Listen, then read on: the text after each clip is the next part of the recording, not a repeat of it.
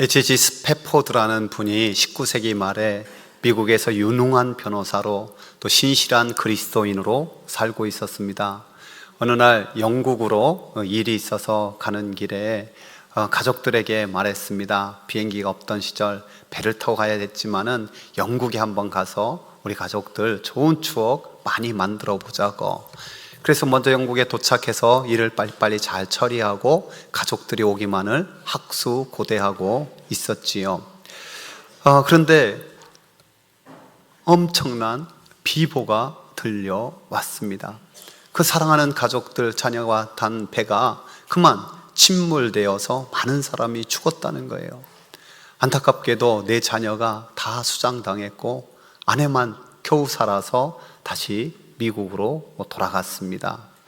대서양을 건너 바삐 미국으로 돌아가는 발걸음, 이 스패포드의 가슴이 갈기갈기 찢어졌습니다. 하나님 앞에 기도를 해봐도 어떤 사람들과 말을 해봐도 그 마음 위로받을 길이 하나도 없었지요. 특별히 배가 침몰되었다라는 그 지점에 이르렀을 때는 그 상황이 크게 달았습니다. 하나님 도대체 어떻게 이런 일이. 그런데도 놀랍게 어느 정도 시간이 지나자 하나님이 그에게 강력하게 임재하였어요. 이 세상에서 도저히 표현할 수도 없고 형언할 수 없는 하늘의 평화가 임하는 거예요. 그래서 그것을 시로 썼고 그 시가 오늘날 우리가 방금 부른 413장 찬송입니다. 내 평생 가는 길 순탄하여 늘 잔잔한 강 같든지 큰 풍파로 무섭고 어렵든지 나의 영혼 평하다. 내 영혼 평안해. 내 영혼 평안해. 우리가 만나면 인사를 합니다. 안녕하세요. 안녕하십니까? 안녕. 이 안녕이라는 말은 우리 전쟁에 끊임없이 시달렸고 또 가난과 여러 가지 고통이 많았던 한많은 세상을 사는 우리 민족의 간절한 염원이 담겨있는 인사지요. 이 안녕이라는 인사에 해당되는 성경의 인사가 샬롬. 이 히브리인들 역시 많은 고통과 환난 중에 있었던 그 히브리인들의 인사말입니다.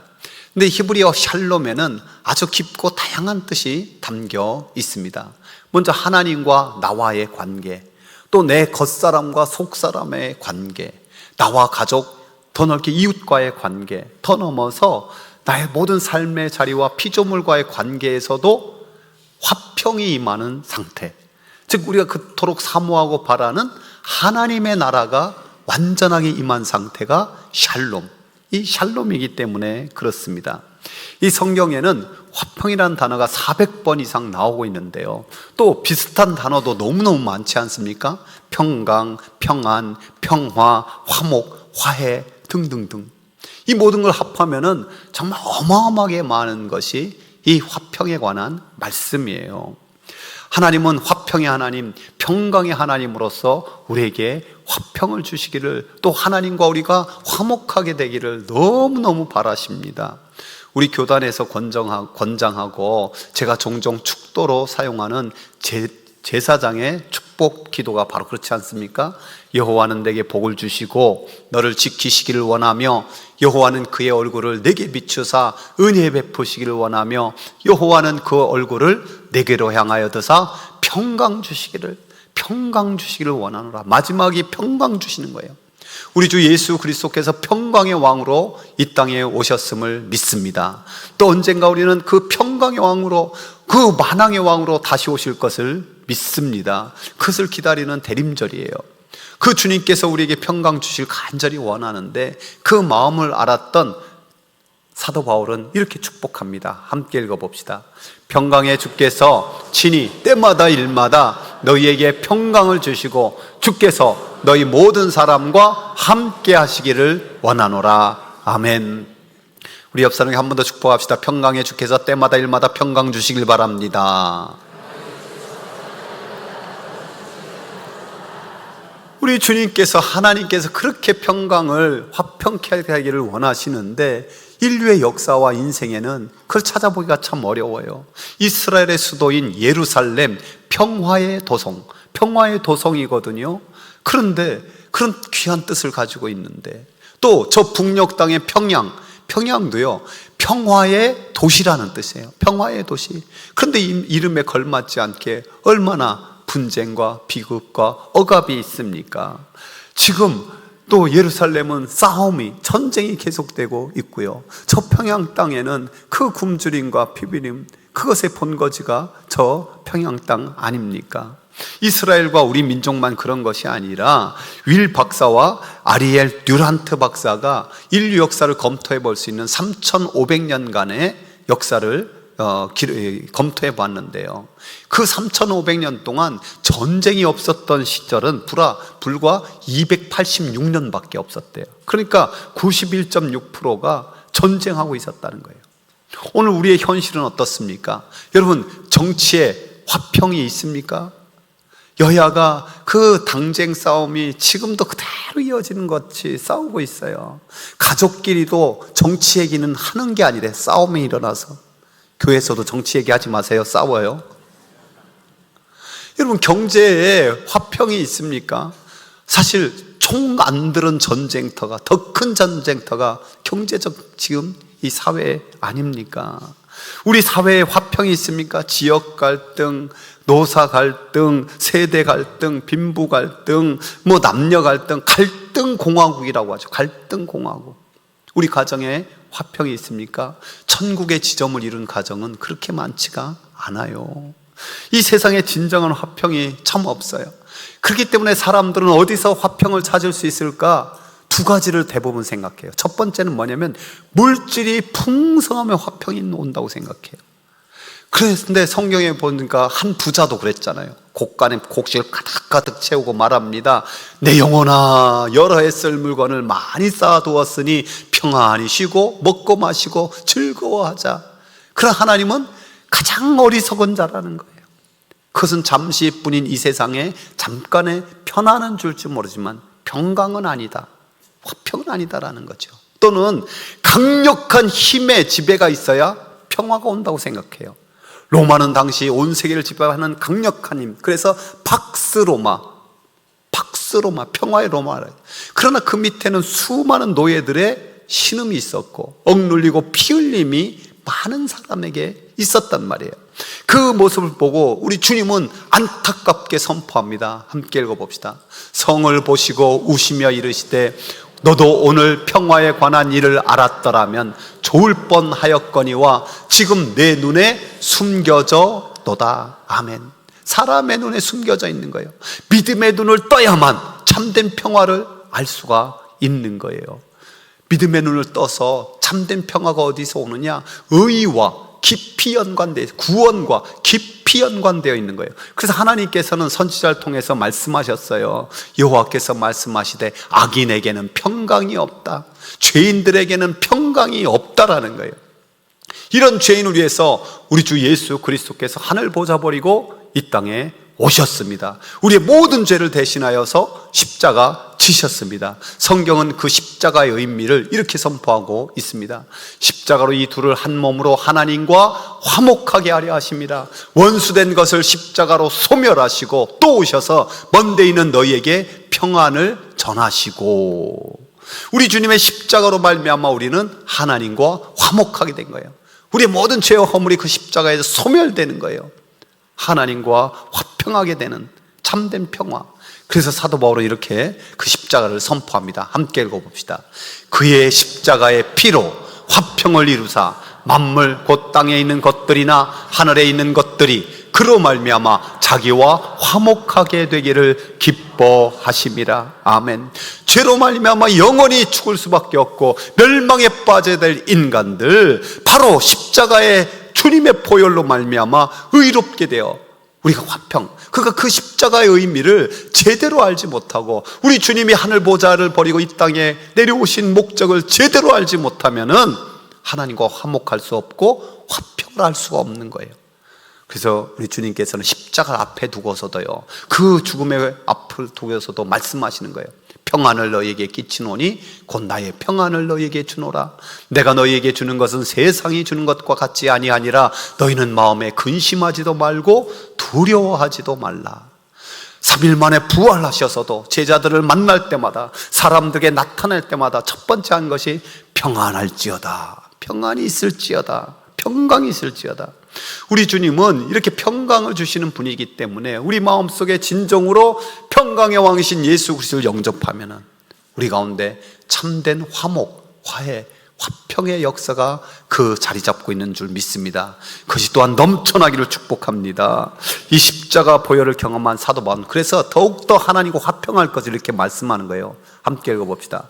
그러므로 우리가 믿음으로 의롭다 하심을 받았으니 우리 주 예수 그리스도로 말미암아 하나님과 화평을 누리자. 저와 여러분이 우리 주님의 십자가 보혈로서 의롭다함을 얻었으니 더욱더 하나님과 화평한 관계, 하나님과 더 친밀한 관계가 될 수 있기를 주의 이름으로 축복합니다. 존 맥어더 목사님은요, 그의 책 팔복에서 이 팔복이 서로 연결되어 있음을 이렇게 표현하고 있더라고요. 우리는 우리의 죄악에 대하여 거지와 같은 가난한 마음으로 시작한다. 구석 어두운 곳에 쪼그리고 앉아 하나님께 손을 내민다. 우리의 힘으로는 아무것도 이룰 수 없다는 것을 알기 때문이다. 그런 다음 울고 애통하며 우리의 죄악으로 쓰리고 아프다. 주권적이며 거룩하신 하나님 앞에선 우리 자신을 발견한다. 그리고 애통에서 온유함이 나온다. 우리의 의에 줄이고 목마른 상태로 외치며 하나님의 긍휼하심을 입는다. 그 긍휼하심이 마음이 청결해지고 오직 이때에만 화평하게 하는 자가 될 수 있다. 여러분, 이런 긴밀한 연결의 과정 속에 있기 때문에 우리가 화평하게 하는 자는요, 상당한 훈련이 필요함을 알아야 돼요. 긴 시간과 함께 인격적으로 이루어짐을 명심해야 돼요. 즉 예수님의 그 성품, 신성한 성품에 참여한 자로서 더 나가야 되는 거죠. 죄로 물든 인간들 하나됨을 깨뜨려 버렸어요. 잃어버렸어요. 그럼에도 불구하고 그 상실됨을 회복하기 위해서 많은 노력을 하는데 대표적인 단어로 말하면 묻기예요. 묻기는 끼리끼리 특징을 가지고 있어요. 같은 고향 사람이면 금방 좀 친밀해지는 것 같고, 같은 학교, 학연이라고 하죠. 또는 같은 취미생활. 근데 이렇게 묶여진 거는요, 소속감은 조금 줄지 모르지만은 어설픈 하나됨이에요. 그 모순이 그대로 담겨 있는 거예요. 그럼 뭐가 필요하냐? 다리 놓기가 필요해요. 따라해서요. 다리 놓기. 분리된 것을 연결시키는, 여러분 영적으로 구약에서 바로 하나님과 죄인된 멀어진 인간들, 그 다리 놓는 사람이 누구였습니까? 제사장이고 선지자들이었어요. 예수 그리스도는 어떻게 오셨습니까? 대제사장으로 이 땅에 오셔서 그 십자가로 하나님과 사람의 다리를 놓아주신 거죠. 다리를 놓으신 거예요. 그래서 성경은 그분에 대해서 이렇게 선포합니다. 함께 읽어봅시다. 그는 우리의 화평이신지라. 둘로 하나를 만드사 원수된 것 곧 중간에 막힌 담을 자기 육체로 허시고 법정으로 된 계명의 율법을 폐하셨으니 이는 이 둘로 자기 안에서 한 세 사람을 지어 화평하게 하시고, 하나님께서 막힌 담을 허시도록 예수 그리스도를 보내주셨고, 예수 그리스도 십자가로 그 모든 것을 쫙 찢어버린 거예요. 펄어버린 거예요. 그래서 하나님과 화평하게 됐어요. 여러분, 저와 여러분이 그 주님, 이 화평하게 하는 그 놀라운 은혜를 더 깊이 맛보고 또 화평하게 하는 자로 살아갈 수 있기를 축복합니다. 우리가 어떻게 화평하게 하는 자로 구체적으로 살아갈 수 있을까요? 세 가지만 말씀드린데, 첫 번째가 죄인들에게 복음을 전하며 하나님과 화평하게 해야 돼요. 십자가의 복음이 우리와 하나님을 화목하게 만들었듯이 모든 이에게 복음이 필요합니다. 이 위대한 복음을 천사들에게 맡기지 않고 우리에게 맡겼다는 사실이 영광스러운 일이에요. 그리스도 안에 있으면 모두가 새로운 피조물이라 외쳤던 사도 바울, 계속해서 선포한 말씀을 우리가 눈여겨봐야 되는데요, 모든 것이 하나님께로 났으며 그가 그리스도로 말미암아 우리를 자기와 화목하게 하시고 또 우리에게 화목하게 하는 직분을 주셨으니, 우리가 어떤 직분을 가지고 있어요? 화목하게 하는 직분을 가지고 있는 엄청난 사람들이에요. 하나님께서 그리스도 안에 계시사 자기와 세상을 자기와 화목하게 하시며 그들의 죄를 그들에게 돌리지 아니하시고 화목하게 하는 말씀을 우리에게 부탁하셨느니라. 여러분, 우리는요 화목하게 하는 직분을 가졌을 뿐만 아니라 화목하게 하는 말씀까지 가진 어마어마한 사람들이에요. 믿습니까? 우리 옆 사람 한번 더 축복합시다. 당신은 어마어마한 직분과 어마어마한 걸 가지고 있습니다. 이 놀라운 화목하게 하는 직분, 화목하게 하는 말씀. 그래서 우리가 올해 표가 뭐예요? 복음의 사람, 예수의 증인으로 살게 하소서. 이것을 하는 것이 화평의 길을 여는 거예요. 아직 한 달 남았으니까 마지막까지 힘쓰시길 바랍니다. 또한 우리가 가정과 교회에서 화평으로 천국의 지점을 이루어야 돼요. 제가 생각해 봤어요. 가정과 교회에서 화평을 깨뜨리는 가장 중요한 요소가 뭘까? 입술의 열매더라고. 입술의 열매. 여러분, 가정에서도 감사하지 않고 불평과 원망에 익숙한 편하다고 해서 그냥 막 쏟아내면 어떻게 되겠어요? 사랑하지 않고 미움과 비교를 자꾸만 하는 말들 어떻게 하게 되겠어요? 그러니까 가정에 들어가기 하루 전에는 두 가지를 여러분 좀 루틴을 좀 가지세요. 주차장에 차를 내리면 먼저 막 흔들어. 탁 털어버려. 그리고 현관문 열기도 한 번 더 막 털어버려. 그리고 들어가가지고는 가족들과 사랑과 감사를 고백하고 이래야 됩니다. 여러분, 성경에 나타난 육신의 열매의 대표적인 것들이 뭐예요? 당짓는 것, 분쟁하는 것, 수군수군하는 것, 남을 비방하는 것, 사람 이 말 저 말 옮기는 게 이게 더 나빠. 싸움 붙이는 거예요. 그래서 제가 수없이 강조하잖아요. 이 성경에 보니까요, 사실 남의 말이 뭐와 같으냐? 별미와 같대. 별미. 너무 맛있잖아. 근데 뱃속에 들어가면 이게 영혼을 상하게 하는 거예요. 그래서 참으로 남의 말은 무조건 좋게만 하도록 힘쓰세요. 그리고 너무 옳은 말로 그냥 따지지 말고 뭐 하며 살아요? 좋은 말 하며 삽시다. 할렐루야. 좋은 말, 이게 교회의 화평, 가정의 화평. 그래서 사도 베드로가 이렇게 강력하게 명령하잖아요. 함께 읽어봅시다. 그러므로 생명을 사랑하고 좋은 날 보기를 원하는 자는 혀를 금하여 악한 말을 그치며 그 입술로 거짓을 말하지 말고 악에서 떠나 선을 행하고 화평을 구하며 그것을 따르라. 아멘. 우리 화평하게 하는 자는요, 복음을 전함으로써 또한 가정과 교회에서 그 화평에 이르는 놀라운 통로가 돼요. 더 나아가서 어디서든지 누구와도 화평을 만드는 사람이 되기를 힘쓰십시오.